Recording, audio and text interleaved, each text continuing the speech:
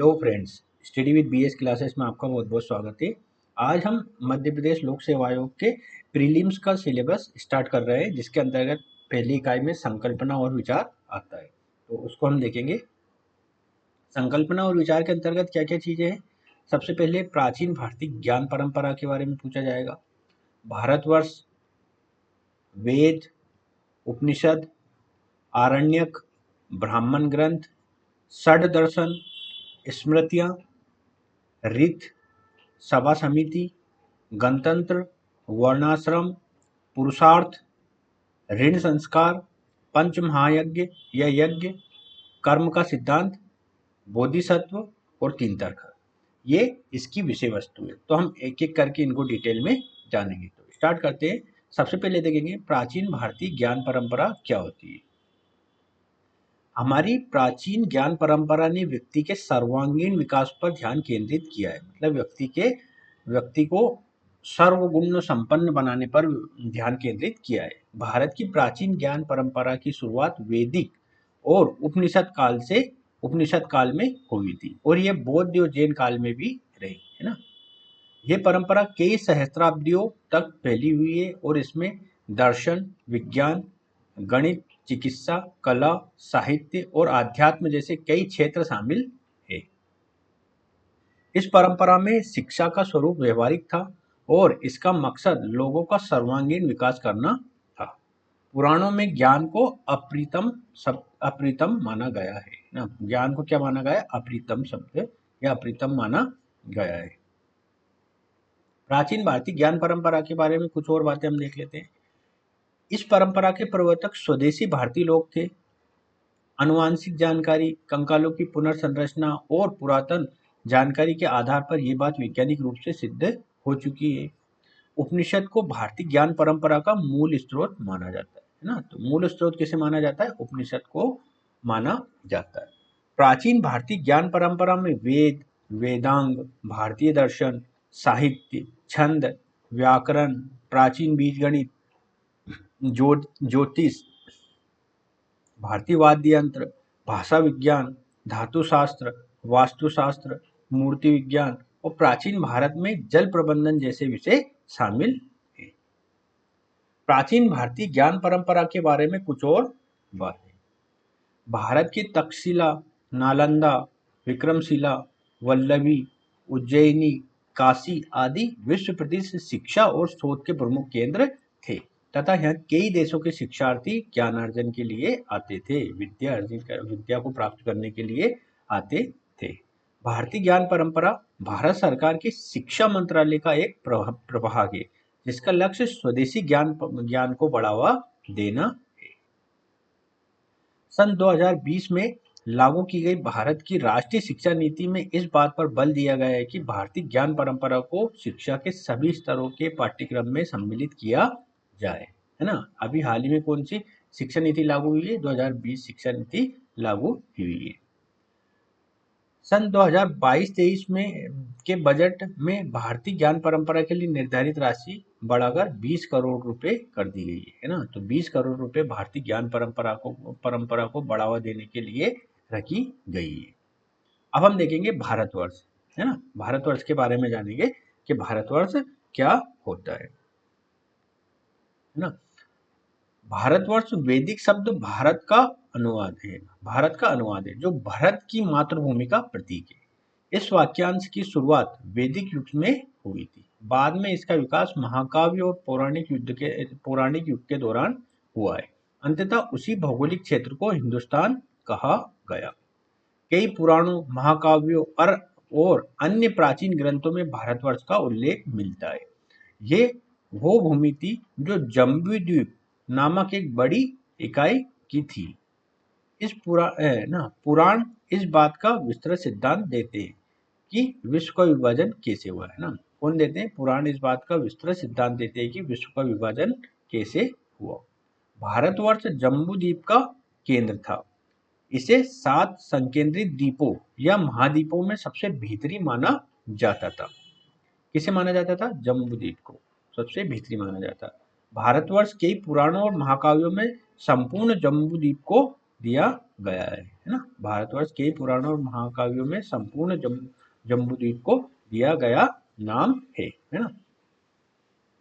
भारतवर्ष शब्द का उल्लेख सबसे पहले हाथी गुम्पा शिलालेख में मिलता है ना। कौन से शिलालेख में मिलता है? हाथी गुम्पा शिलालेख में मिलता है। ये शिलालेख कहाँ है? ये उड़ीसा में अवस्थित है। यह शिलालेख उड़ीसा के भुवनेश्वर के पास उदयगिरी पहाड़ियों पर है और दूसरी शताब्दी ईसा पूर्व का है। इस शिलालेख को किसने बनाया था? राजा खारवेल ने बनवाया। भारतवर्ष शब्द का उल्लेख महाभारत में भी मिलता है। महाभारत में भारत को भारतवर्ष या भारत क्षेत्र के नाम से वर्णित किया गया है। ये नाम उस समय से जुड़ा हुआ है जब भारतीय उपमहाद्वीप को इस नाम से जाना जाता था। जैन पुराणों के अनुसार जैन धर्म के प्रथम तीर्थंकर भगवान ऋषभ देव के पुत्र भरत चक्रवर्ती के नाम पर इस देश का नाम भारतवर्ष पड़ा है। अब आता है वेद, है ना। अब हम जानेंगे वेद। वेद क्या होते हैं? वेद क्या होते हैं? वेद विश्व के सबसे प्राचीन धार्मिक और दार्शनिक ग्रंथ है। विश्व के सबसे प्राचीन धार्मिक और दार्शनिक ग्रंथ कौन है? वेद है।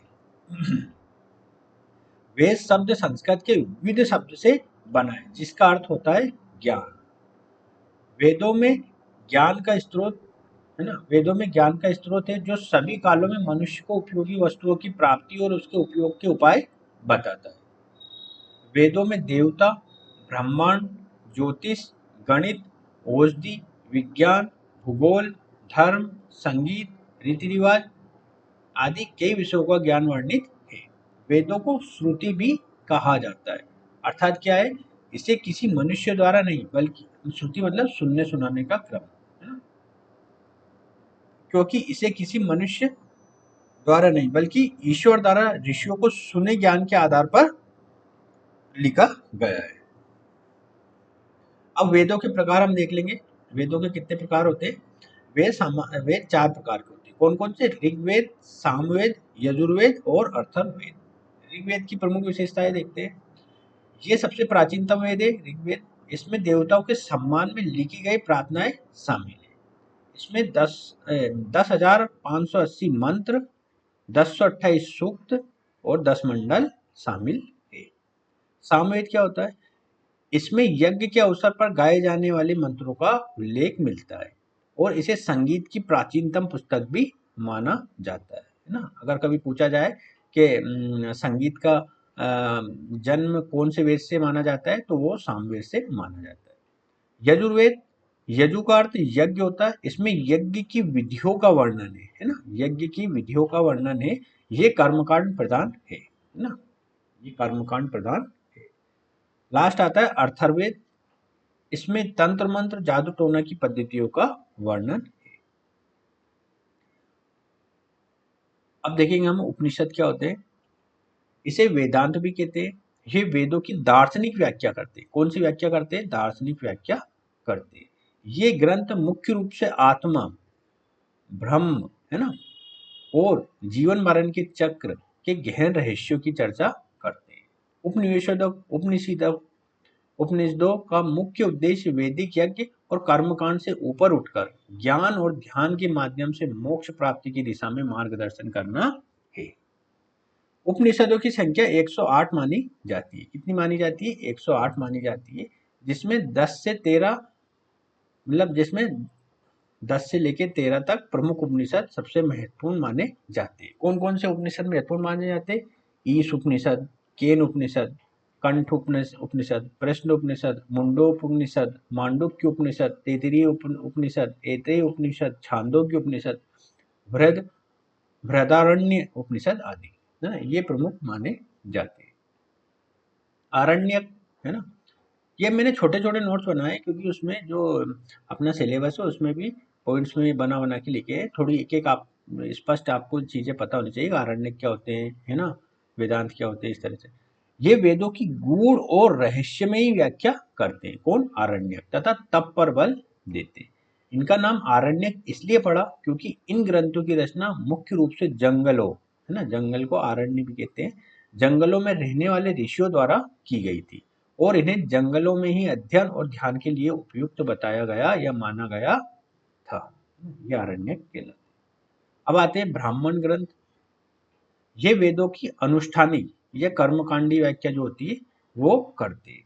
कौन करते हैं? ब्राह्मण ग्रंथ वेदों की अनुष्ठानिक व्याख्या करते हैं।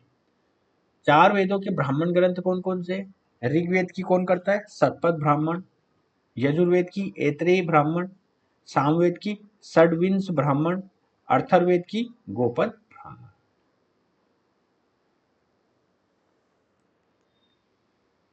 अब आता है षड दर्शन। षड दर्शन, षड दर्शन जिसे आस्तिक दर्शन भी कहते हैं, भारतीय दर्शन परंपरा में उन दर्शनों को कहा जाता है जो वेदों को प्रमाण मानते हैं। इनकी संख्या 6 है। कौन कौन से? सबसे पहले आता है सांख्य दर्शन। इस दर्शन में संपूर्ण जगत का विश्लेषण और आध्यात्मिक स्वरूप का विश्लेषण किया जाता है ना। इस दर्शन में संपूर्ण जगत का विश्लेषण और आध्यात्मिक स्वरूप का विश्लेषण किया जाता है। योग, इस दर्शन में शारीरिक, मानसिक और आध्यात्मिक स्वास्थ्य के लिए अभ्यास किए जाने वाले अभ्यासों का विश्लेषण किया जाता है। न्याय, ये तर्क पर आधारित दर्शन है। न्याय क्या है? ये तर्क पर आधारित दर्शन है, न्याय। वैशेषिक, जिसे परमाणु दर्शन कहते हैं, इसके अनुसार विश्व का निर्माण पृथ्वी, अग्नि, वायु और जल से हुआ है। इसका अंतिम लक्ष्य जीवन के कष्टों से मुक्ति दिलाना है। किसका? वैशेषिक दर्शन। पूर्व मीमांसा क्या होता है? यज्ञ कर्मकांड अपनाने पर यह जोर दिया जाता है। उत्तर मीमांसा या वेदांत क्या होता है? इसमें आत्मा और ब्रह्म को एक ही माना जाता है। तो ये हो गए हमारे षड दर्शन। अब हम जानेंगे स्मृतियां। स्मृतियों के बारे में देखेंगे। स्मृति का शाब्दिक अर्थ है याद किया हुआ। यद्यपि स्मृति को वेदों के नीचे का दर्जा हासिल है, लेकिन वे जैसे रामायण, महाभारत, गीता, पुराण, ये चीजें स्मृतियां होती है, अधिकांश हिंदुओं द्वारा पढ़ी जाती है, क्योंकि वेदों को समझना बहुत कठिन है और स्मृतियों में आसान कहानियां और नैतिक उपदेश हैं। स्मृतियों को धर्मशास्त्र भी कहा जाता है। प्रमुख रूप से 18 स्मृतियां मानी गई। कौन कौन सी? जैसे मनुस्मृति, याज्ञवल्क्य स्मृति, अत्रि स्मृति, विष्णु स्मृति, है ना। ये प्रमुख स्मृतियों के नाम। अब हम देखेंगे रीत क्या होता है ना। रीत, वैदिक धर्म में रीत का मतलब सही सनातन धार्मिक व्यवस्था और संतुलन का सिद्धांत, अर्थात नैतिकता। अर्थात क्या? नैतिकता। रीत अर्थात नैतिकता। रीत को ब्रह्मांड में दिखने वाली सुव्यवस्था, नियमितता और प्रकृति का नियम माना जाता है। रीत को सृष्टि का मूल भी कहा जाता है। रीत के 3 आयामीय क्षेत्र होते हैं। कौन कौन से? प्राकृतिक नियम, नैतिक नियम और कर्मकांडी नियम। ऋग्वैदिक काल में जो वरुण देवता थे वो रीत के संरक्षक थे, और वरुण जो देवता है इनको इसी कारण क्या बोलते थे? ऋतस्य गोप भी कहा जाता था, है ना। वरुण देवता को ऋग्वैदिक काल में ऋतस्य गोप कहा जाता था। क्यों कहा जाता था? क्योंकि ये नैतिकता के संरक्षण वाले देवता थे। अब आता है सभा समिति। सभा और समिति वैदिक काल में राजनीतिक संरचना के 2 अलग अलग सदन थे। सभा ये कबीले के अनुभवी और वृद्ध लोगों की सभा थी। ये न्यायिक कार्यों से जुड़ी थी। ये आधुनिक राज व्यवस्था में उच्च सदन के समान थी। कौन? सभा।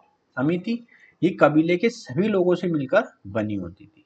यहाँ महत्वपूर्ण वाद विवाद होते थे। यहाँ राजा का निर्वाचन होता था। यह आधुनिक राज व्यवस्था में निम्न सदन के समान थी। सभा, समिति। सभा और समिति में महिलाएं भी शामिल होती थी। अर्थ, है ना। ये सभा समिति चल रहा है यहाँ से, है ना। सभा और समिति में महिलाएं भी शामिल होती थी। अथर्ववेद में सभा और समिति को प्रजापति की 2 पुत्रियां कहा गया है। अब हम देखेंगे गणतंत्र, है ना। गणतंत्र तो सामान्य अर्थों में अगर हम देखें तो लोगों के द्वारा चुना गया राजा गणतंत्र के अंतर्गत आता है ना। मतलब जनता का शासन। गण मतलब लोग, उसके शासन। गणतंत्र, गणतंत्र शब्द संस्कृत से लिया गया है। इसका मतलब है एक ऐसा देश जिसमें जनता का राज हो और जहां का शासन तंत्र आम जनता के सिद्धांतों पर चलता हो। प्राचीन भारत में महाजनपदों को राज्य या प्रशासनिक इकाइयों के नाम से जाना जाता था। ये गणतंत्र और राजतंत्र के रूप में शासित थे। ऐतिहासिक प्रमाणों के मुताबिक ईसा से लगभग 6ठी सदी पहले वैशाली में ही दुनिया का पहला गणतंत्र यानी गणराज्य कायम हुआ। क्या हुआ था? पहला गणराज्य कहाँ पे स्थापित हुआ था? वैशाली में हुआ। कहाँ पे? वैशाली में हुआ। वैशाली में हुआ। नेक्स्ट आता है वर्णाश्रम। हिंदू सामाजिक व्यवस्था अंतर्निहित धर्म संहिता द्वारा संचालित है। यह संहिता वर्ण आश्रम धर्म के मूल सिद्धांतों के माध्यम से परिलक्षित होती है, जहां वर्ण समाज के विभाजन से संबंधित है, वहीं आश्रम जीवन के 4 चरणों में प्रशिक्षण और जीवन जीने की प्रकृति से संबंधित है। हिंदू धर्म में 4 वर्ण या सामाजिक वर्ग होते हैं। कौन कौन से? ब्राह्मण, क्षत्रिय, वैश्य और शूद्र, है ना, ये वर्ण होते हैं। ये वर्ण भगवान के शरीर के अलग अलग हिस्सों का प्रतिनिधित्व करते हैं। ऋग्वेद के अनुसार अगर देखा जाए तो ब्राह्मण की उत्पत्ति सिर से हुई, क्षत्रिय की उत्पत्ति भुजाओं से हुई, वैश्य की उत्पत्ति जांघों से हुई और शूद्र पैरों से उत्पन्न हुए हैं। इन वर्णों के कर्तव्यों को वर्ण धर्म कहा जाता। इन वर्णों के बारे में कुछ और बातें देख लेते हैं। जैसे ब्राह्मणों को बुद्धिजीवी माना जाता है, जैसे पुजारी हो गए, शिक्षक हो गए, ये क्या कहलाते हैं? ब्राह्मण। क्षत्रियों को रक्षक माना जाता है, जैसे सैनिक, पुलिस, प्रशासक, है ना, ये क्षत्रिय कहलाते हैं। वैश्यों को उत्पादक माना जाता है, जैसे किसान और व्यापारी। शूद्रों को सेवक माना जाता है, जैसे कारीगर और मजदूर। आश्रम व्यवस्था के मुताबिक वर्ण आश्रम के, अब वर्ण पढ़ लिया, अब हम पढ़ेंगे आश्रम। आश्रम व्यवस्था के मुताबिक व्यक्ति की 100 साल की उम्र मानी जाती है और हर आश्रम 25 साल का होता है। इन आश्रमों में व्यक्ति के अलग अलग उद्देश्य होते हैं। जैसे ब्रह्मचर्य आश्रम में क्या होता है? 0 से 25 साल की उम्र के लिए यह होता है। इस दौरान व्यक्ति को शैक्षणिक उपलब्धियां हासिल करनी होती है और बौद्धिक विकास करना होता है। ब्रह्मचर्य का मतलब है सात्विक जीवन जीना, शुभ विचारों से अपने वीर्य का रक्षण करना, भगवान का ध्यान करना और शिक्षा ग्रहण करना। गृहस्थ जीवन को देखेंगे, है ना। गृहस्थ जीवन ये कौन सा था? ये ब्रह्मचर्य था। गृहस्थ जीवन 25 से 50 साल की उम्र के लिए होता है। इस दौरान व्यक्ति को शिक्षा हासिल करने के बाद शादी करनी होती है और पति पत्नी को धार्मिक जीवन जीना होता है। इस दौरान व्यक्ति को परिवार की जिम्मेदारी निभानी होती है और साथ ही काम या कारोबार करके अर्थ और काम का सुख भी भोगना होता है। नेक्स्ट आता है वानप्रस्थ आश्रम। 50 से 75 साल की उम्र के लिए होता है। इस दौरान व्यक्ति को आध्यात्मिक उत्कर्ष के लिए वन में जाना होता है। नेक्स्ट आता है संन्यास आश्रम। ये 75 से 100 साल की उम्र के लिए होता है। संन्यास आश्रम का उद्देश्य मोक्ष की प्राप्ति है। संन्यास का मतलब है सांसारिक बंधनों से मुक्त होकर निष्काम भाव से प्रभु का निरंतर स्मरण करते रहना। शास्त्रों में संन्यास को जीवन की सर्वोच्च अवस्था कहा गया है। संन्यास आश्रम में सभी संबंधों को त्याग कर मानव जीवन के अर्थ को समझने का प्रयास किया जाता है। यहाँ सन्यासी अधिक समय तक एक स्थान पर नहीं रहते। पुरुषार्थ। पुरुषार्थ शब्द संस्कृत से बना है, इसमें जिसमें पुरुष का मतलब मानव है और अर्थ का मतलब उद्देश्य या लक्ष्य होता है। पुरुषार्थ का मतलब उन लक्ष्यों और उद्देश्यों को हासिल करना है जिन्हें कोई व्यक्ति अपने जीवन में पाना चाहता है। पुरुषार्थ मनुष्य की सामर्थ्य, ज्ञान, उद्यम और समर्पण की शक्ति को बढ़ाता है। ये हमें समस्याओं को सामना करने की ताकत देता है और लक्ष्यों को हासिल करने में मदद करता है। वेदों में पुरुषार्थ के 4 नाम दिए गए। कौन कौन से? धर्म, अर्थ, काम, मोक्ष। धर्म नैतिक लक्ष्य से जुड़ा होता है। अर्थ धन संपत्ति के अर्जन से जुड़ा होता है। काम सुख और प्रेम से जुड़ा होता है। मोक्ष चरम पुरुषार्थ है। इन्हें पुरुषार्थ चतुष्टय भी कहा जाता है। क्या कहा जाता है? पुरुषार्थ चतुष्टय भी कहा जाता है। इन चारों पुरुषार्थों में मानव जीवन का मुख्य लक्ष्य मोक्ष है ना, इसलिए इसे चरम पुरुषार्थ भी कहा जाता है। नेक्स्ट आता है ऋण संस्कार। भारतीय संस्कृति के मुताबिक जन्म लेते ही मनुष्य अपने देवों, ऋषियों और पितरों के प्रति ऋणी हो जाता है। शास्त्रों के मुताबिक मनुष्य के जीवन में 3 ऋण होते हैं जिन्हें चुकाना जरूरी होता है। वो 3 ऋण कौन कौन से होते हैं? देव ऋण, ऋषि ऋण और पितृ ऋण। इन ऋणों को चुकाने का तरीका इस प्रकार, देव ऋण को यज्ञ आदि करके चुकाया जाता है, ऋषि ऋण को स्वाध्याय करके चुकाया जाता है ना, स्वाध्याय करके चुकाया जाता है, अर्थात पढ़ाई करके मतलब अपने आप को शिक्षित करके इसको चुकाया जाता है। पितृ ऋण को श्राद्ध करके चुकाया जाता है। अब आता है पंच महायज्ञ या यज्ञ। धर्म शास्त्रों के मुताबिक हर गृहस्थ को रोजाना पंच महायज्ञ करना चाहिए। पंच महायज्ञ गृहस्थ आश्रम में प्रवेश करने के बाद किए जाने वाले 5 नैतिक कर्तव्यों को कहते हैं, है ना। ये कौन कौन से? ब्रह्म यज्ञ, पितृ यज्ञ, देव यज्ञ, भूत यज्ञ और अतिथि यज्ञ। ये 5 महायज्ञ होते हैं। पंच महायज्ञों के बारे में कुछ और जानकारी देख लेते हैं। ब्रह्म यज्ञ को ऋषि यज्ञ भी कहा जाता है। इसमें वेदों, धार्मिक ग्रंथों का अध्ययन करना और उन्हें दूसरों को पढ़ाना शामिल है। इसका नियमित अभ्यास करने से बुद्धि बढ़ती और पवित्र विचार मन में स्थिर हो जाते हैं। पितृ यज्ञ से श्राद्ध कर्म किए जाते हैं। देव यज्ञ से देव पूजा और अग्निहोत्र कर्म किया जाता है। इसमें अग्नि के 5 रूप होते हैं। भूत यज्ञ में पंच बलि दी जाती है। अतिथि यज्ञ में अतिथियों का पूजन और सत्कार किया जाता है। कर्म का सिद्धांत, है ना। कर्म का सिद्धांत अत्यंत कठोर है। जहां अच्छे कर्म व्यक्ति के जीवन को प्रगति की दिशा में ले जाते हैं, वहीं बुरे कर्म उसे पतन की ओर ले जाते हैं। धर्म ग्रंथों के अनुसार मनुष्यों को किए गए शुभ या अशुभ कर्मों का फल अवश्य भोगना पड़ता है। गोस्वामी तुलसीदास ने रामचरितमानस में के माध्यम से यह बताने का प्रयास किया है कि जो जैसा कर्म करता है उसे वैसा ही फल भुगतना पड़ता है। क्या कहा है, अगर उक्ति को देखें, कर्म प्रधान विश्व करी राखा, जो जस कर्म तस फल चाखा, है ना। इसलिए नितांत आवश्यक है कि हम अपने कर्मों का लेखा जोखा रखें।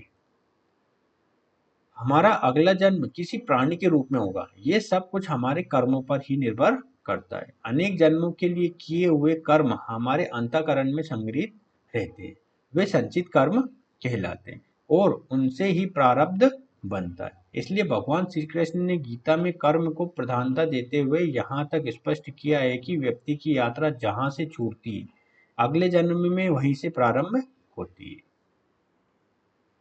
अब हम जानेंगे बोधिसत्व ना। बोधिसत्व क्या होता है? बौद्ध धर्म में बोधिसत्व का मतलब है एक व्यक्ति जो बुद्ध बनने या मोक्ष प्राप्ति के रास्ते पर है, ये बोधिसत्व कहलाता है ना। मतलब बोधि का जो महावीर बुद्ध है उनका तत्व अगर किसी में आने लगता है तो बोधिसत्व कहलाता है। बोधिसत्व के कौन बोधिसत्व के नाम ये हैं कौन कौन से? जैसे अवलोकितेश्वर, मंजूश्री, वज्रपाणी, क्षितिगर्भ, मैत्रेय, ये सब बोधिसत्व कहलाते हैं। अब हम जानेंगे तीर्थंकर क्या होते हैं। जैन धर्म में तीर्थंकर, है ना, जिसे अरिहंत या जिनेन्द्र भी कहते हैं, उन 24 लोगों को कहते हैं जो तपस्या के जरिए आत्मज्ञान प्राप्त करते हैं। तीर्थंकर संसार के सागर से पार जाने वाले तीर्थ की रचना करते हैं। तीर्थंकर शब्द का अर्थ है तीर्थ का संस्थापक। तीर्थंकर धर्म के उद्धारकर्ता और सर्वोच्च आध्यात्मिक शिक्षक होते हैं। जैन मान्यता के मुताबिक तीर्थंकर सर्वोच्च प्राणी हैं जिन्होंने जन्म मृत्यु के चक्र से मुक्ति पाकर परम सुख प्राप्त किया है।